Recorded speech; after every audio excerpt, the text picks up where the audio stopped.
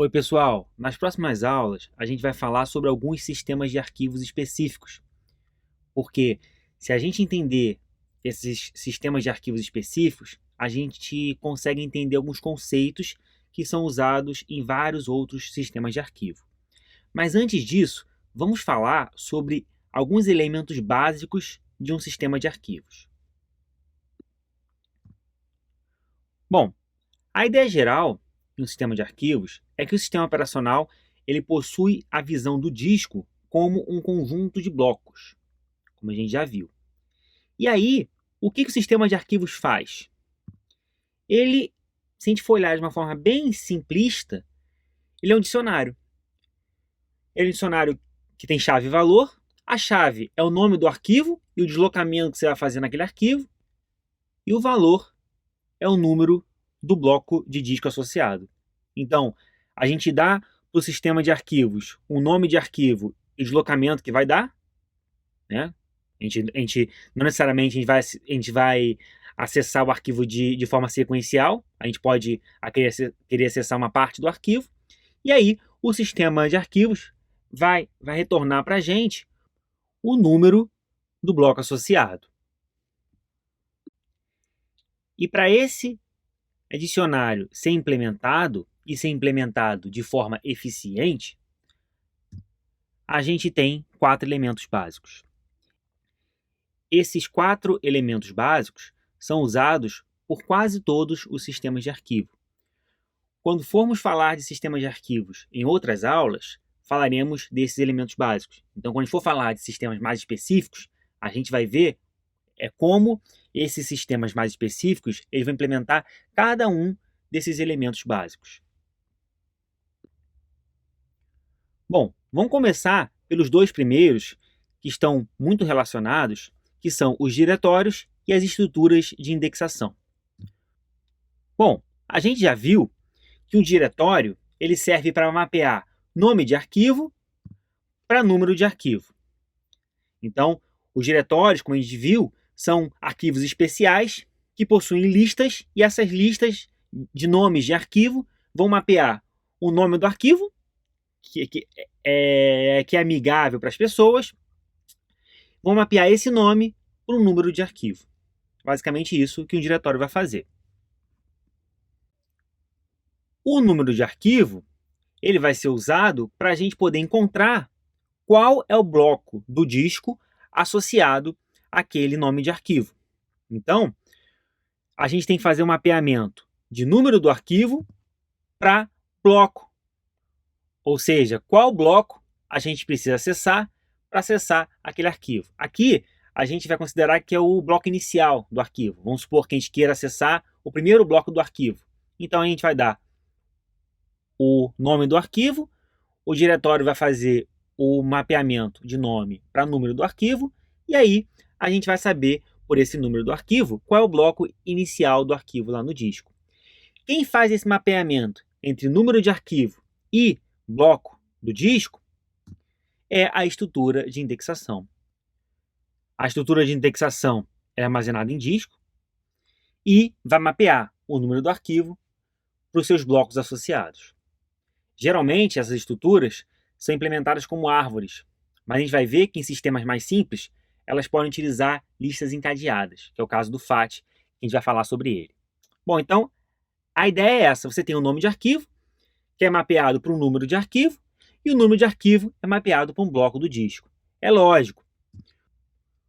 Um arquivo tem vários blocos. Então, quando a gente acessa um arquivo, na verdade, a gente acessa por um nome e o seu deslocamento. Por exemplo, quantos bytes a gente vai querer ler naquele arquivo. A partir de quantos bytes a gente vai iniciar a nossa leitura, por exemplo. Então, a estrutura de indexação ela recebe o número de arquivo e um deslocamento desse arquivo para te retornar qual é o bloco associado àquele deslocamento. Então, essa que é a ideia básica da estrutura de indexação. Um outro elemento básico de um sistema de arquivos é o mapa de espaço livre.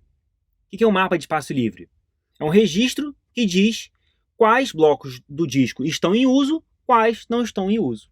basicamente isso, para o sistema saber onde que ele pode escrever novos arquivos, por exemplo.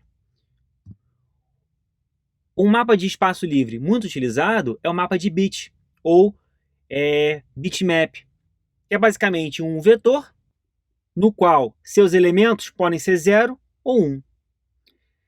Cada elemento está associado a um bloco do disco. Se esse elemento for 0, quer dizer que o bloco está livre. Se o elemento for 1, quer dizer que o bloco está em uso. Então, aí nessa figura, a estrutura verde à esquerda é o mapa de bit. Então a gente tem os blocos lá do disco, que estão representados à direita, e aí cada bit do meu mapa de bit vai dizer se aquele bloco está livre ou não. Aqui vocês podem ver nessa figura que tem essa seta do mapa de bit para o bloco, mas essa seta é só uma representação. A gente não tem ponteiro algum nesse vetor. Cada elemento desse vetor é apenas um bit. Por quê? Porque a gente não precisa de ponteiros, porque é só a gente fazer a relação da posição do vetor com a posição dos blocos. Então, a posição 0 do vetor vai representar o bloco 0. A posição 1 do vetor vai representar o bloco 1. A posição 2 do vetor vai representar o bloco 2 e assim sucessivamente. Então, essa estrutura é uma estrutura muito simples para representar o mapa de espaço livre. As heurísticas de localidade, elas também são elementos do sistema de arquivos que elas agrupam dados para melhoria de desempenho. E por que elas agrupam dados? Para evitar o acionamento de componentes mecânicos do disco. Vamos olhar um exemplo para ficar mais claro. A gente tem aquele disco, né, que ele tem várias trilhas, por exemplo, e tem um braço que se move pelas trilhas. Os blocos de um mesmo arquivo podem ficar, se for possível, numa única trilha. Com isso, a gente evita que o braço fique se movimentando para poder ler esse arquivo inteiro. Então, as heurísticas de localidade, elas tentam agrupar dados de um mesmo diretório ou de um mesmo arquivo para tentar melhorar a eficiência do uso do disco. Para aquele tempo de acesso do disco não ser tão grande, já que é um componente que precisa de elementos que são mecânicos, precisa de um braço, por exemplo. Então, as heurísticas de localidade, elas vão tentar considerar a geometria do disco para melhorar o tempo de acesso. Bom, então, nesta aula a gente só deu uma visão bem geral dos elementos básicos. Primeiro, a gente viu que o sistema de arquivos, se a gente for olhar de uma forma bem simplista, ele é um dicionário, que a gente dá o nome do arquivo mais o deslocamento, e ele te dá qual é o bloco associado. E para isso acontecer, a gente tem 4 elementos básicos. Tem os diretórios, as estruturas de indexação, os mapas de espaço livre e as heurísticas de localidade. Cada sistema de arquivo, que a gente vai ver, vai implementar esses elementos de uma forma distinta. Isso que a gente vai ver nas próximas aulas. Essa aula só tem a leitura complementar, como pode ser mostrada aí nesse slide.